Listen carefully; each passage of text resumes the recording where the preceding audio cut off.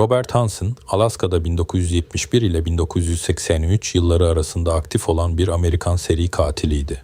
Hansen, en az 17 kadını kaçırarak, tecavüz ederek ve öldürerek infaz etti.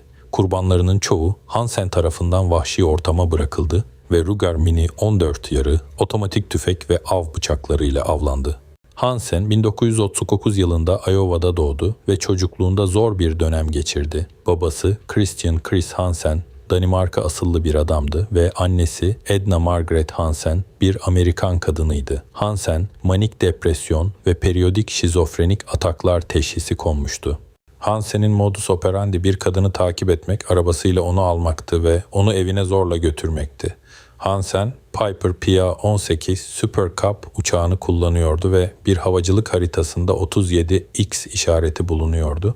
Bu işaretler cinayetlerin işlendiği yerleri gösteriyordu.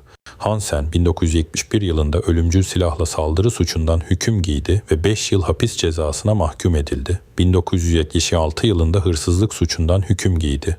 Hansen, en az 17 kadının öldürülmesi suçundan resmi olarak suçlandı. Hansen, Sherry Morrow, Joanna Messina, Eklutna Annie ve Paula Goulding'in cinayetleriyle resmi olarak suçlandı.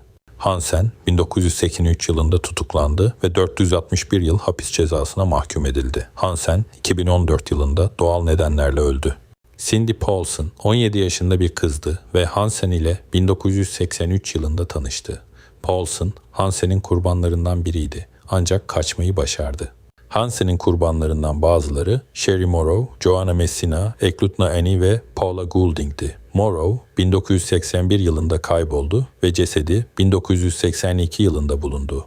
Hansen'in diğer kurbanları Roxane Eastland, Lisa Futrell, Malay Larsen, Andrea Mona Altieri, Sue Luna, Tamara Pedersen, Angela Lynn Federn, Deline Renee Frey, Teresa Watson ve Robin Pelkey'di.